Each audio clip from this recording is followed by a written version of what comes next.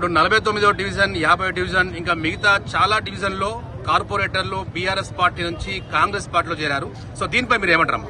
దాని పేరు వాళ్ళంతా మోసగాళ్ళు, దగాకారులు వాళ్ళంతా. మేము పాత నుండి ఫస్ట్ ఉద్యమకారులకు ఎట్లా మేము ఇళ్ళనే ఉంటున్నాం కాబట్టి ఇట్లాంటి 50 డివిజన్లలో ఉన్న కొత్త కార్పొరేటర్స్ ఎవరైతే ఉన్నారో వాళ్ళు ఒక్కరోజు రోడ్ల మీద ఉండి వాళ్ళు ఏ రోజు కూడా జై తెలంగాణ అని పట్టుకోలేదు. వేరే పార్టీల నుండి వచ్చిన వాళ్ళకి ఇచ్చిరు కాబట్టి మళ్ళా వాళ్ళు ఎట్లాగా అన్నబోతారు. వాళ్ళు మళ్ళీ ఆ పార్టీని కూడా మోసం చేసేటోళ్లే, ఈ పార్టీని మోసం చేసినట్టు ఆ పార్టీని కూడా మోసం చేస్తారు. ఇది మీరు గమనించుకోండి.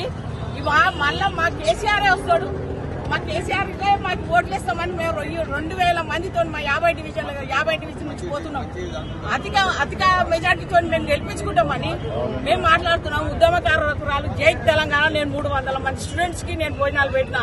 ఒకప్పుడు కేసీఆర్ కి మొత్తం మనం పనిచేసారు. ఎక్కడ మన స్టూడెంట్ యూనివర్సిటీలో పనిచేసినప్పుడు 300 మంది కళాకారుల కాడికి పెట్టా. కానీ ఒక్కరోజు కూడా నేను కేసీఆర్ ని నిలదీసి నేను తిట్టలే చేయలేదు. ఎందుకనంటే ఆయన మాకు తండ్రితో సమానం, అన్ని సహాయం చేస్తాడు. మీడియా వాళ్ళకి కానీ అందరికీ మంచి మంచి సహాయం చేస్తాడు. కాబట్టి నేను ఏ రోజు నిలదీసి అడగలే.